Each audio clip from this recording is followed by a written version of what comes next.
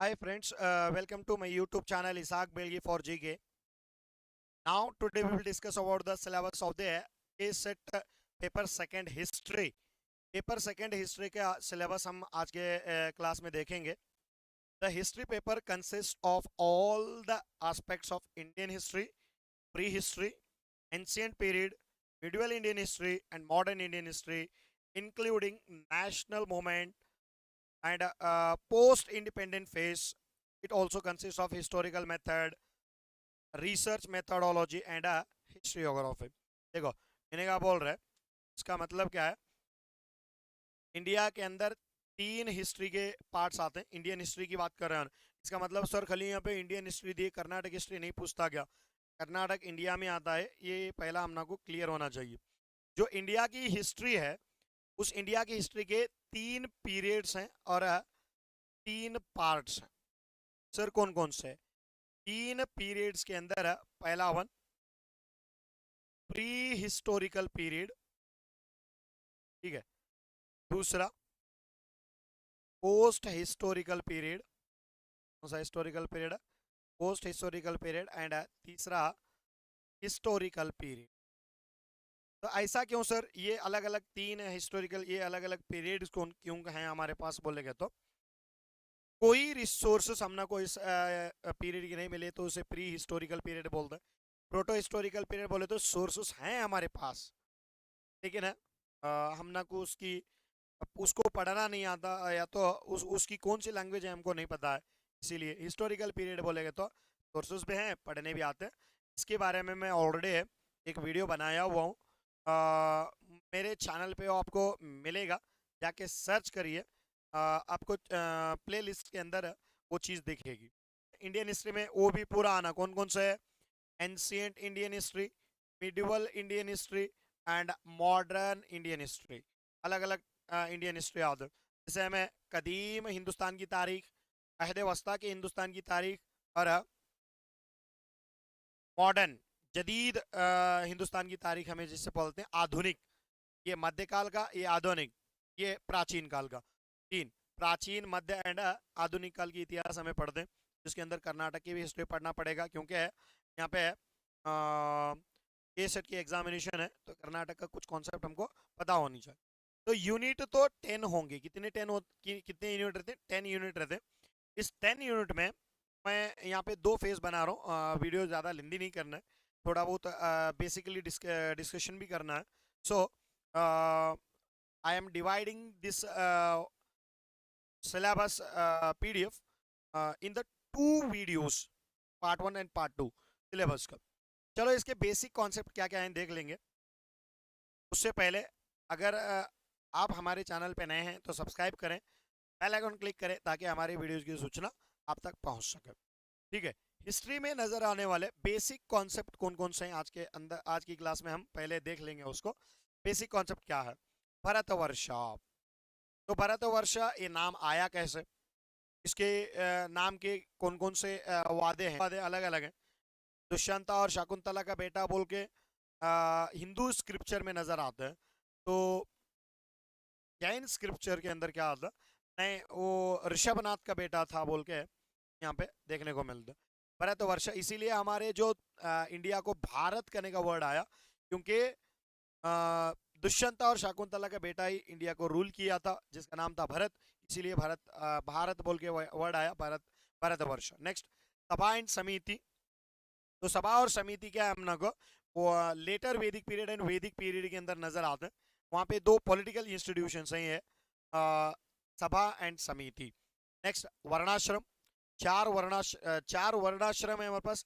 वर्ण की बात नहीं कर रहा है, वर्णाश्रम, वर्णाश्रम की बात कर रहे हैं। ठीक है, ब्रह्मचर्य, गृहस्थ, वानप्रस्थ, है क्या नहीं, ये वाले, एंड संन्यास। 4 वर्णाश्रम हमारे पास है। उसके बाद में वेदांत है। वेदांत के बाद में पुरुषार्थ, पुरुषार्थ भी 4 है, धर्म, अर्थ, काम, मोक्ष। नेक्स्ट, ऋण के बारे में 3 ऋण है हमारे पास। देव ऋण, ठीक है, ऋण एंड ऋषि ऋण। तो 3 ऋण हमारे पास रहते हैं, जिसे हमें ऋण बोले तो क्या, कर्जे कर को पुकार दो। ठीक है, संस्काराज हैं, यजनाज हैं, गणराज्य है हमारे पास। 10 गणराज्य आते हैं। कितने गणराज्य आते हैं? 10 गणराज्य आते हैं। नेक्स्ट जनपदा है 16 महाजनपदा। केपी जायसवाल करने वाले एक हिस्टोरियन है, उन्हें क्या बोलते हैं, हमारे पास 16 महाजनपदास थे को बोल दो। ठीक है, वो 16 महाजनपदास कौन कौन थे? अंगा, मगधा, काशी, कोसला, कुरु, मल्ल, वज्जी, छेदी, मत्स्य, वत्स, शूरसेना, अस्माका, अवंती, गांधार, काम्बोज, पांचाला। ठीक है, ये 16 महाजनपदास क्या है यहाँ पे नजर आते। नेक्स्ट डॉक्ट्रिन ऑफ कर्म, उसके बाद में दंड नीति कौन लिखे, उसके अंदर क्या बताया जाता है। अर्थशास्त्र कौन लिखे, उसके अंदर क्या बताया जाता है। सप्तांग थ्योरी के अंदर कितने अंग है? 7 या अंग यहाँ पे नजर आते हैं हम लोग को। तो डिटेल बात करते हैं क्योंकि ज्यादा लेंथी नहीं करना है नहीं वीडियो। ये 7 अंग कौन कौन से हैं, कितना इंपॉर्टेंट है हमारे लिए। There are several elements of the state according to the Kautilya. Kautilya के हिसाब से 7 एलिमेंट्स हैं स्टेट्स के। ठीक है, धर्म विजय, विजय अलग और धर्म विजय। धर्म विजय कौन करे थे हमारे हिंदुस्तान में पहली बार? तो सब लोगों को पता है कि धर्म विजय किसने की थी। तो धर्म विजय क्या है? अशोका ने की थी। उसके बाद में नागरा, द्राविड़ एंड वेसर। सर ये क्या sir, Nagara, Dravida and Vesara? Nagara and Dravida and Vesara ये तीनों भी क्या है? आर्ट एंड आर्किटेक्चर है। कले मत तो वास्तुशिल्प बोलते हैं मैं उसे। आर्ट एंड आर्किटेक्चर है तीनों। ठीक है, अब नागर स्टाइल नॉर्थ इंडिया में नजर आते, द्राविड स्टाइल साउथ इंडिया में नजर आते, वेसर स्टाइल कर्नाटक में नजर आते। तो वेसर स्टाइल को चालुक्य ला दें, द्राविड स्टाइल को पल्लवा पीपल्स ला दें, और नागर स्टाइल को क्या है, गुप्ता पीरियड के लोग ला दो। ठीक है, उसके बाद में बुद्धिस्ट था एंड तीर्थंकर। तो the profits of different religions, ये जैन रिलीजन के प्रॉफिट्स को, जैन रिलीजन के पैगंबरों को हमें क्या बोलते हैं? तीर्थंकर बोलते हैं। बोधिसत्व करने का उसी तरह एक तीर्थंकर तो नहीं थे वहां पे, लेकिन एक इंपॉर्टेंट इंसानों के अंदर क्या है, बोधिसत्व को चुनते हैं हमें। नेक्स्ट आलवार्स एंड नायर्स, ये तमिलनाडु में नजर आने वाले एक प्रीस्टली एक ग्रुप्स हैं। उसके बाद में श्री ये शातवाहना के दरबार में नजर आ दो। नेक्स्ट भूमि, छिद्र, विधाना, न्याय, ये चारों अलग अलग कॉन्सेप्ट हैं। इनको हमें क्या करेंगे, लैंड का एक कॉन्सेप्ट है ये, इसको हमें आते आते पढ़ेंगे इंशाल्लाह।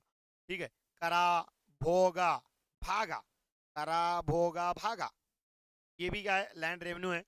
उसके बाद में विष्टि है, त्रिधना है, मेमोरियल स्टोन्स है, अग्रहारास किसे बोलते हैं? तो ये अग्रहारास सब लोगों को पता है। What is the agraharas? अग्रहार जिसे हमें हायर एजुकेशन सेंटर पुकार दो, हमारे पास अग्रहारास थे, कांची भी एक अग्रहारास था। ठीक है, खिलाफत मोमेंट है। देखो खिलाफत करने का जो वर्ड है, ये खिलाफत मोमेंट है। खलीफा जो टर्की के खलीफा को इंसल्ट करते हैं, उस टाइम में ये मोमेंट चलते हैं हमारे पास। मोहम्मद अली और शौकत अली से स्टार्ट करते हैं खिलाफत मोमेंट। उसके बाद में सलाह कुल, अकबर जब दीन इलाही रिलीजन स्टार्ट करते हैं, उस दीन इलाही रिलीजन के अंदर सलाह कुल करके जो वर्ड है, ये वर्ड बोल के क्या है दाखिल होना था, तो उसके अंदर एंट्री मिलती थी। Turkan Chahalgani 14 nobles appointed by the Iltamash. Okay, those appointed by the Iltamash. Iltamash जिन 40 लोगों नोबेल को अपॉइंट करके एक ग्रुप बनाया था, उसे में तुर्कन ए चहलगानी करने का एक सिस्टम बोल दो। ठीक है, वतन है, बलूटा है, और ये सब रेवेन्यू डिपार्टमेंट को रिलेटेड है। तक्का भी, ये तो लोन है, तक्का भी लोन किसने दिया था? कमेंट करे, फास्ट कमेंट करना। ठीक है, हर चीज मैं नहीं बताऊंगा, तुम भी एक्टिवली पार्टिसिपेट करो। ओके, नेक्स्ट देखो इक्ता। ये इल्तमश के ज़माने में क्या है, प्रोविंसेस को उन्हें इक्ता बोल के डिवाइड करे रहते। ठीक है, जिजिया ये हिंदुओं के ऊपर डालने वाला एक नया सा टैक्स है। ज़कात ये मुसलमानों के ऊपर वाला टैक्स है। ठीक है, मदद माश ये किसने दिया? Anyone know that? इसे भी अगर मालूम रहे तो कमेंट कर सकते हैं। मदद माश। ठीक है, अमरम, अमरम एक विजयनगर डायनेस्टी में आने वाला एक कॉन्सेप्ट है। विजयनगर के जो फ्यूडेटरीज थे उनको नायक करा, या तो अमरम करने का एक प्लेस दिया जाता था। राया रेखो ये भी उनके पास का ही एक मेजरमेंट है विजयनगर का। उसके बाद में जंगमा एंड दास, ये भी सब लोगों को पता है। जंगमा, कनकदास और पुरंदास, दास एक साहित्य अलग हम हमारे पास चलता कर्नाटक के अंदर। ठीक है, जंगमा। ठीक है, नेक्स्ट मदरसा एंड मकतब, ये एजुकेशनल इंस्टीट्यूशंस है। मकतब प्राइमरी होता था और मदरसा हायर एजुकेशन होता था। चौथा एंड सरदेशमुखी, छत्रपति शिवाजी महाराज ने इंट्रोड्यूस किए हुए 2 लैंड टैक्सेस हैं। वो कब डालते थे, क्या क्या था, वो सब बाद में देखेंगे डिटेलली। ठीक है, sarai is are sheltering place of the traveller रहने वाली जो जगह थी, जो रास्ते में बनाई जाती थी उसको सराई बोलते थे उसको, उनको रहने वाली जो जगह कहते थे हमें। नेक्स्ट पालेगॉर्स, ये भी विजयनगर डायनेस्टी में आने वाला एक इंपॉर्टेंट कॉन्सेप्ट है। और उसके साथ साथ कर्नाटक के अंदर जो लोकल लीडर्स थे उनको हमें पालेगार्स कर को पुकारते थे, पालेगारू। नेक्स्ट जागीर एंड शरीयत, ठीक है, दस्तूर।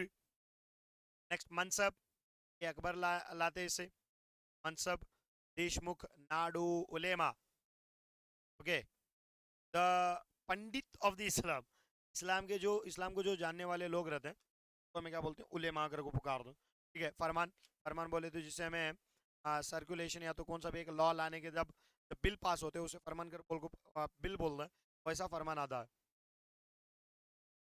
नेक्स्ट आईने 10 साल, इसको भी अकबर ने इंट्रोड्यूस किया। नेक्स्ट परगना, कहने मंडी, अलाउद्दीन खिलजी इंट्रोड्यूस किया, ये मार्केटिंग सिस्टम है। ठीक है, महलवारी निज़ाम सब लोगों को पता है, ये लैंड रेवेन्यू है ब्रिटिश का। हिंद स्वराज, ये कॉन्सेप्ट है, बहुत इंपॉर्टेंट है हिंदुस्तान के अंदर। हाँ, मर्चेंटाइलिज्म, तो ये भी एक बहुत इंपॉर्टेंट है, ये जैसे ट्रेड को रिलेटेड है, व्यापार को रिलेटेड है। इकोनॉमिक नेशनलिज्म, इस तरह से हमारे पास इकोनॉमिक नेशनलिज्म हुई। उसके बाद में इंडियन रिनाइजेंस मूवमेंट, तो सब लोगों को पता है कि who was the father of Indian renaissance, Raja Ram Mohan Roy. ठीक है, अब वर्ल्ड का जो रिनाइजेंस का फादर था उसको किसको पता है, कमेंट बॉक्स में बताने की कोशिश कर। ओके, नेक्स्ट इकोनॉमिक ड्रेन, यहाँ पे दादा भाई नौरोजी का जो ड्रेन थ्योरी है उसको भी हमें पढ़ते हैं, उनकी बुक थी the poverty and un-British rule in India बोल। ठीक है, उसके अंदर उन्होंने कहा इकोनॉमिक ड्रेन के बारे में बता दें। उसके बाद में कॉलोनियलिज्म, पैरामाउंटेसी, डायरकी सिस्टम, ये कानून के अंदर आते सब है। Dyarchy system, federalism, utilitarianism. के बाद में फिल्ट्रेशन थ्योरी कौन सी है, फॉरवर्ड पॉलिसी कौन सी है, डॉक्ट्रिन ऑफ लैब्स, ये तो सब लोगों को पता है। ठीक है, सत्याग्रह, स्वदेशी आंदोलन, ये अलग अलग अलग ये जितने भी चीज़ें हैं बारे में देख। ठीक है, ये मिक्स इकोनॉमी कौन लगाए, पंचशीला कौन लगाए, ये अलग अलग चीज़ें हैं, कॉन्सेप्ट हैं। क्यों मैं यहाँ पे ज़्यादा जाने नहीं जा रहा, क्योंकि सिलेबस को डिस्कशन कर रहे हैं, ज़्यादा वीडियो लेंदी नहीं करना है मुझको। ठीक है, अब चलो यूनिट नंबर 1, इस यूनिट में हम क्या पढ़ेंगे, नेगोशिएटिंग द सोर्सेस। ये सब लोगों को पता है कि हम सोर्सेस को किस क्लासिफिकेशन कर दें, कैसा क्लासिफिकेशन कर दें, आर्कियोलॉजिकल सोर्सेस, सर नॉट। उसके बाद में लिटरेरी सोर्सेस, दो टाइप के सोर्सेस हमें देखते हैं। उसके अंदर क्या है, आर्कियोलॉजिकल सोर्सेस में एक्सप्लोरेशन, एक्सकेवेशन, ठीक है, एपिग्राफी, न्यूमिस्मेटिक्स। एपिग्राफी बोले तो क्या, the study of the inscriptions, inscription के जो कतबात हैं, जो शासन हैं, उन शासनों के बारे में स्टडी करने का क्या एपिग्राफी कहलाते। न्यूमिस्मेटिक क्वाइंस के बारे में, dating of the archaeological sites. भी यहाँ पे और एक मिस है, कौन सा, मॉन्यूमेंट्स। वे एक्सकेवेशन में जाते हो क्या, मॉन्यूमेंट्स भी नजर आते, ये सब क्या है, आर्कियोलॉजिकल सोर्सेस। उसके बाद में लिटरेरी सोर्सेस, उसमें indigenous sources and next foreign accounts बोल को आद। इंडिजियस बोलेगा तो इंडिया के लोग इंडिया की लैंग्वेज में और इंडिया के अंदर ये लिखा होगा, तो उसको इंडिजियस सोर्सेस भी पुकार दे हमें। नेक्स्ट उसके अंदर इंडिजियस सोर्सेस में लिटरेरी सोर्सेस भी पुकार दो। ठीक है, ओरल सोर्सेस भी मिलते, ओरल सोर्सेस के अंदर एग्जांपल है, देखो मिथ्स एंड लेजेंड्स। ठीक है, ओरल सोर्सेस में आ दो। ठीक है, इसी लिटरेरी सोर्स में प्राइमरी एंड सेकेंडरी सोर्सेस आते। फिर प्राइमरी बोले तो दूसरे लोग लिखे सो, उनके बेस पे लिखे जो बुक हैं वो सेकेंडरी सोर्सेस कहला दो। समझ में आ रहा है कि नहीं आ रहा है। उसके बाद में क्या है, फॉरेन अकाउंट्स, उसके अंदर ग्रीक्स आती हैं, चाइनीज आती हैं, अरेबियंस आते हैं, पर्शियंस आते हैं, अलग अलग देश के लोग आते। ओके, उनके जो सोर्सेस हैं उनको भी हमने को पढ़ना पड़ेगा। उसके बाद में यहाँ देखो, पास्टो पास्टोरलिज्म एंड फूड प्रोडक्शन। हमारे पास फूड प्रोडक्शन कब स्टार्ट हुआ, इंसान कब बना। ठीक है, इंसान कब बना, इंसान जानवर से इंसान कब बना। ठीक है, किस तरह से अनाज उगाता था, ऐसा स्टार्ट हुआ उसका। तो यहाँ पे नियोलिथिक एज दिए, जब तक हम पैलियोलिथिक एज, मेसोलिथिक एज नहीं पढ़ते। ठीक है, जो शिलायुग कर को हमें पुकार दें, या कदीम पत्थर का ज़माना, या आयद अवस्था के पत्थर का ज़माना जिसे नहीं पढ़ते, तब से ये क्लियर नहीं होते हमें कौन कौन से neolithic age and chalcolithic as.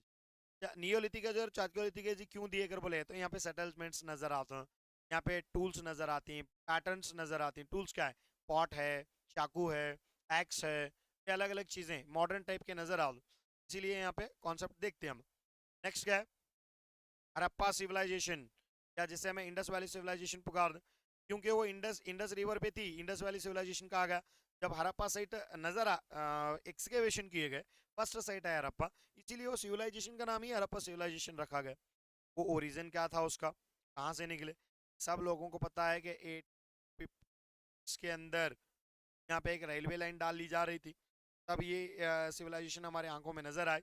Next 1862 के अंदर, या तो 1861 1862 के अंदर अलेक्जेंडर कनिंगहैम करने वाले इंडिया को आते हैं, यहाँ पे आको एक्सकेवेशन कर दें, वही तो इसके बारे में तो पढ़ना है हड़प्पा सिविलाइजेशन के अंदर, ठीक है। How they are excavated, how they are start to study, कैसा स्टार्ट करते हैं स्टडी करने का, ठीक है। उनका एक्सटेंट कहाँ से कहाँ तक फैला हुआ था Indus valley civilisation, major sites कौन कौन से हैं उसके, कि हम लोगों को पता है कि हड़प्पा के अंदर कौन कौन से साइट्स नजर आते हैं। हड़प्पा है, मोहनजोदारो है, चुनादारो है, लूताल है, कालीबंगा है क्या नहीं है, धोलवीर है, तुर्कोटजी है, कोटरजी है, तुर्कोतड़ा है, पैखीगरी है, जो रिसेंटली फाइंड हुआ है, रिसेंटली जिसे हमें बड़ा साइट माना जाता है इंडस वैली सिविलाइजेशन का इंडिया में, ठीक है। सेटलमेंट पैटर्न क्या क्या था उनका, क्राफ्ट स्पेशलाइजेशन का था, उनका रिलीजन कौन सा था, सब लोगों को पता है कि वहाँ पे मदर गॉडेस को पूजा जाता था, पशुपति को भी पूजा जाता था, ठीक है। बाद में सोसाइटी कैसी, क्वालिटी कैसी थी उनकी, डिक्लाइन कैसा हुआ उनका, बहुत सारे अलग अलग कॉन्सेप्ट थे। उनका इंटरनल ट्रेड कैसा था, एक्सटर्नल ट्रेड कैसा था, first urban civilisation in India, ये भी सही है। क्यों फर्स्ट अर्बन सिविलाइजेशन बोलते हैं कहने का, वो भी देखना पड़ेगा, ब्रिक्स बर्न्ड ब्रिक्स नजर आती है वहाँ पे, ठीक है। और ज़्यादा मैं डीप नहीं करना चाहता, इसीलिए फास्ट फास्ट कर रहे हैं। अब वैदिक सिविलाइजेशन है, अभी जस्ट पढ़े हमें, वहाँ की पॉलिटिक्स कैसी थी, सोसाइटी कैसी थी, वहाँ के वर्णा सिस्टम कैसा था, जाति सिस्टम कैसा था। यहाँ पे वर्णा आ रहा है, प्री वैदिक के अंदर वो क्या हो रहा है, अर्णा आ वर्णा आ रहा है, लेटर वैदिक पीरियड में वही क्या होता है, क्या बोलते हैं उसे हमें, कास्ट सिस्टम में कन्वर्ट होते जाते, ठीक है। वहाँ की टेक्नोलॉजी भी देखना पड़ेगा, प्रोडक्शन ऑफ आयरन भी होता है वहाँ पे, उससे बड़ा चीज़ है, इसीलिए तो इसे मैं मेगालिथिक एज कर दूँ, ठीक है। नेक्स्ट और एक चीज़, इसे चालगोलिथिक एज बोलते हैं, किसे, हड़प्पा सिविलाइजेशन को चालगोलिथिक एज बोलते हैं। नेक्स्ट देखो, एक्सपेंशन ऑफ स्टेट, स्टेट को किस तरह से एक्सपेंशन हुआ, महाजनपदास पैदा हुए, तो उसके अंदर कौन कौन से महाजनपदास आती है, एक एक के बारे में डिटेलली देखना है। उसी महाजनपदास से, दो जनपदास से दो ग्रेट पर्सनालिटीज यहाँ पे उभर के आते, कौन कौन होते हैं great personalities, Gautam Buddha and Mahavir, Mahavir Jainism, Gautam Buddha Buddhism, Ajivaka करने वाला आदमी। बिंदुसारा जो था अशोका का पापा, वो अजीवक ही था, ठीक है। Next, from state of from state to empire, state से एम्पायर कैसा बने, अंगा, मगधा, काशी, कोसला, कुरु, जितने भी 16 महाजनपदास थे, उस महाजनपदास के अंदर मगधा जनपद क्या हुआ, राइज हुआ, एक बड़ा एक किंगडम बन के उभरा, ठीक है। उसी टाइम में सेम मगधा जब उभर रहा था, ग्रीक इन्वेजन हुई जिसके अंदर अलेक्जेंडर की एंट्री हुई, और यहाँ पे और एक इन्वेजन नहीं दिया, आखेमेनाइड डायनेस्टी हमारे इंडिया में आते। तो आखेमेनाइड डायनेस्टी क्यों आए, क्योंकि साइरस जो था वो साइरस इंडिया में आते, पहला हिंदुस्तान को आने वाला पहला फॉरेनर कौन है, साइरस से अटैक करते हमारे ऊपर, ठीक है। अलेक्जेंडर दी ग्रेट आते, फिर भी हमारे इंडिया के अंदर क्या है, एक अपना रूल बना नहीं पाते, क्योंकि हमारे पास उस टाइम में सबसे एक इंपॉर्टेंट डायनेस्टी उभरती जिसका नाम है Mauryan empire. Mauryan empire is the first empire of India बोल को पुकार दें, Chandragupta was the first emperor of the India अगर को भी पुकार दो। सोसाइटी कौन सी थी, नामी कौन सी थी, अशोका का धम्मा कौन सा था, अशोका ने एक नई रिलीजन बनाया था, उस रिलीजन को अशोका धम्मा बोलते हैं, उसका नेचर क्या था, उसके अंदर कैरेक्टरिस्टिक्स क्या थे, ये देखना है। इनका आर्ट एंड आर्किटेक्चर, अशोका का आर्ट एंड पूरे मौर्यन का आर्ट एंड आर्किटेक्चर अशोका के इंस्क्रिप्शन एंड एडिक्ट्स के ऊपर टिका हुआ है, ठीक है। वहाँ पे लैंग्वेजेस आते हैं, आते हैं, सांची स्तूपा है, बहुत सारी चीज़ें हैं वहाँ पे, ठीक है। Dissolution of empire and emergence are rural, देखो मौर्यन एम्पायर के बाद में हमारे पास क्या है, छोटे छोटे डायनेस्टीज आती हैं जिनका नाम है इंडो ग्रीक्स, बैक्टेरियन पुकारते हैं, शुंगाज आते हैं, ओके, शातवाहनाज आते हैं, कुशानाज हैं, शका सत्रपाज हैं। संगमा लिटरेचर, ये तमिलनाडु के अंदर नजर आने वाला एक लिटरेचर है, सबसे बड़ा और सबसे बेहतरीन लिटरेचर है, ठीक है। वो होने के बाद में आर्ट एंड आर्किटेक्चर में क्या नजर आते हैं यहाँ पे, कौन सा आर्ट एंड आर्किटेक्चर नजर आते हैं, गांधारा आर्ट एंड आर्किटेक्चर नजर आते हैं। क्यों Gandhara and art and architecture नजर आते हैं? क्योंकि यहाँ एक नई डायनेस्टी उभरे रहती, उस डायनेस्टी का नाम क्या है, कुशाना डायनेस्टी को हमें पुकार दो। तो कुशाना डायनेस्टी ज्यादा से ज्यादा क्या करते, गांधारा स्टाइल को ज्यादा सपोर्ट कर दो। उसके अंदर बुद्धिज्म भी ज्यादा सपोर्ट करते गांधारा स्टाइल को, ठीक है। मथुरा स्कूल है, मथुरा स्टाइल है, अमरावती स्टाइल है उसके अंदर। उसके बाद में आते गुप्तास। गुप्ताज एंड वाकाटकास दोनों कंटेम्प्रेरी लोग हैं। इनकी सोसाइटी कैसी थी, पॉलिटिक्स कैसी थी, इनकी पॉलिटिक्स में क्या है, अश्वमेध याग सेलिब्रेट करते थे, बहुत सारे यज्ञ यागा भी इन्होंने लाया, ठीक है। उसके बाद में अग्रियरियन इकोनॉमी क्या है, इनकी लैंड टैक्स पॉलिसी क्या है, ठीक है। गुप्ता के क्वाइन के बारे में तो याद रखना ही पड़ेगा। क्यों गुप्ता के क्वाइन के बारे में याद रखना पड़ेगा, क्योंकि 8 गोल्ड क्वाइंस क्या है, समुद्रगुप्त लाते हैं। ये एक इंपॉर्टेंट चीज है। लिटरेचर भी इंपॉर्टेंट है। क्यों लिटरेचर, देखो इनका साइंस है, एस्ट्रोनॉमी साइंस भी इंपॉर्टेंट है, क्योंकि चंद्रगुप्ता सेकंड के दरबार में नवमणि मतलब 9 पर्ल्स थे, ठीक है। लैंग्वेज भी इंपॉर्टेंट थी, संस्कृत लैंग्वेज इनकी पढ़ती। उसके बाद में हर्ष आते हैं, हर्षवर्धन है, इम्मड़ी पुलके के साथ जो लड़ते, इन्हें उत्तरापतेश्वर था, इम्मड़ी पुलकेशी दक्षिणापतेश्वर था, ठीक है। उसके बाद में तलंका यानाज एंड विष्णु कुंदीज कनेगा, कहाँ वाले, आंध्र देश के नो, ये तो डायनेस्टीज हैं। नेक्स्ट थर्ड लेसन में क्या है, एमरजेंस ऑफ रीजनल किंगडम्स। थोड़ा दिमाग लगाओ आप, रीजनल किंगडम्स कहाँ के दे रहे हैं उन्हें, डेक्कन के किंगडम्स दे रहे हैं।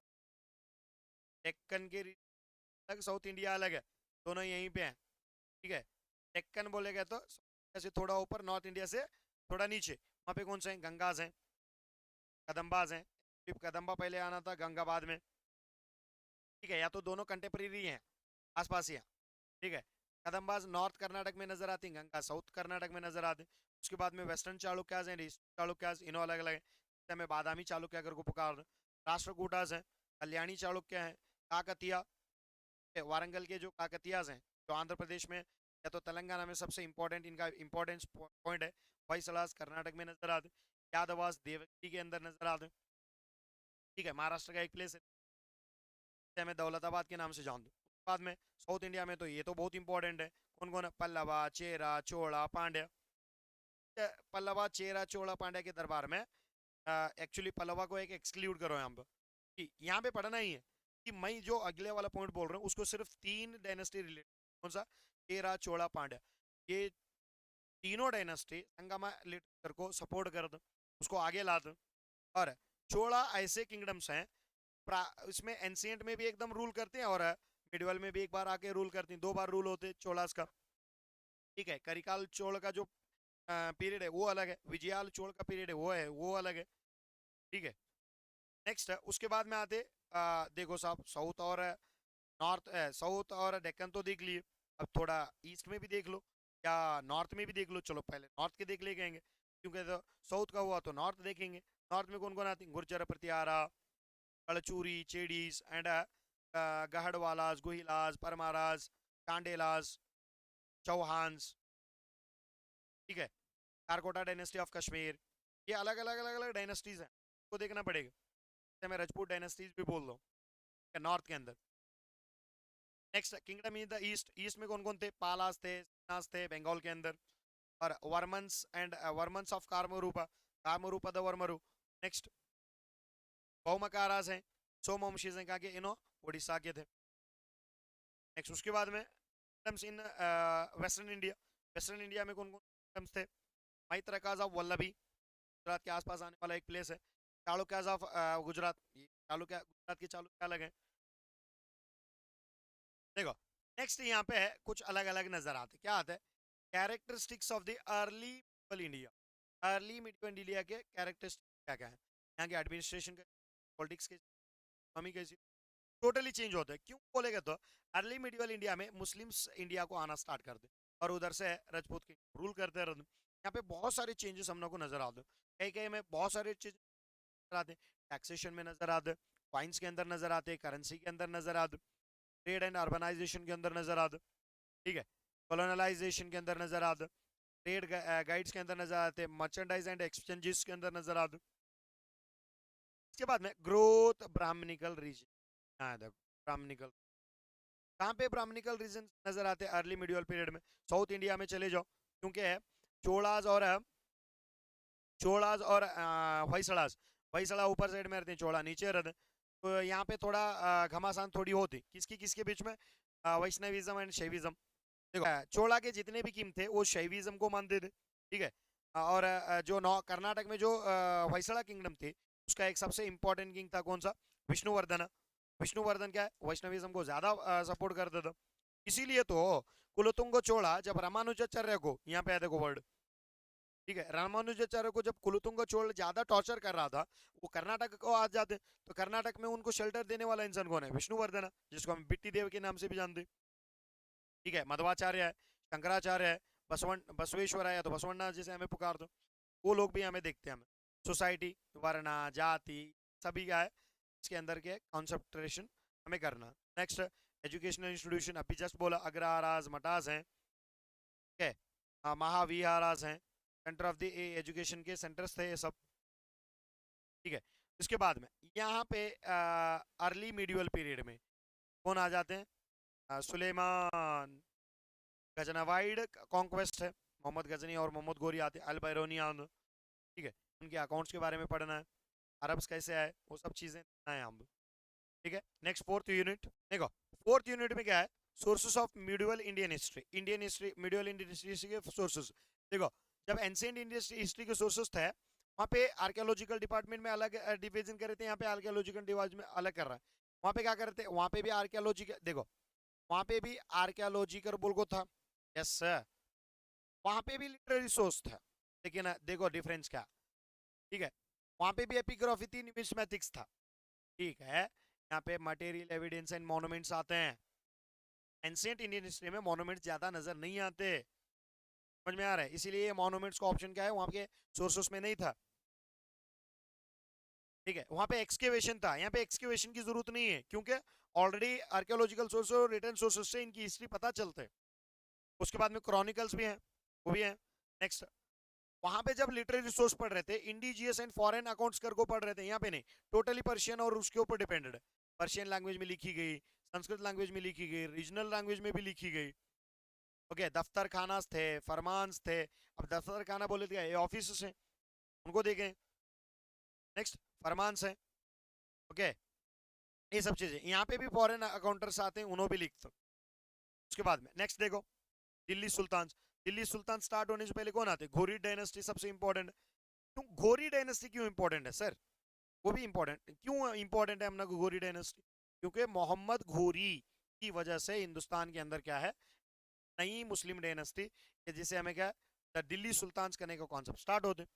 उसके अंदर यहाँ पे पहला तुर्क्स दे, टर्क्स का जो मतलब है, या तो तुर्क्स का जो मतलब है यहाँ पे गुलामी डायनेस्टी को डेडिकेट कर रहे हैं। उसके बाद में खिलजी डायनेस्टी है, Tughlaq dynasty, Sayyid dynasty, Lodhi dynasty, इस तरह से decline of the Delhi sultan भी देखना है। Next foundation of Mughal empire, इसमें जहीरुद्दीन मोहम्मद बाबर, नासिरुद्दीन मोहम्मद हुमायूं, ओके। उसके बाद में बीच में शेरशाह सूरीज आते, तो सूरीज कर को पुकारते हैं हमें, शेरशाह सूरी आते, सिकंदर सूरी आते, अलग अलग सूरीज आती हैं। लाइन ऑफ मुगल एम्पायर कैसा होता, ठीक है। लेटर मुगल कौन कौन सा है, शाहजहां है, ये इतने ही मुगल्स ने, शाहजहां है, औरंगजेब हैं, ठीक है, सलीम जहांगीर हैं, बाद में सीरियल वाइज बहुत सारे लोग हैं, ठीक है। Next the Vijayanagara and Bahmani dynasty, ये कर्नाटक में आने वाले कंटेम्प्रेरी डायनेस्टीज, कर्नाटक और साउथ इंडिया के अंदर। विजयनगर एंड बैमनीज पहले दोस्त थे, बाद में अलग अलग कॉन्सेप्ट बना, वो अलग रहा, उसके बारे में डिस्कशन करेंगे फिर, ठीक है।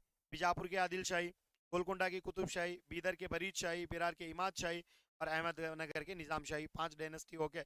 जो बैमनी डायनेस्टी है 5 घराने में डिवाइड होती। उसके बाद में यहाँ पे कौन है, विजयनगर एम्पायर, विजयनगर एम्पायर में भी अलग अलग डिविजन आते, समझ में आ रहा है यार, कौन कौन से अलग, संगमा, साड़वा, तुड़ो, आराविडियो, 4 डायनेस्टीज यहाँ पे हम देख।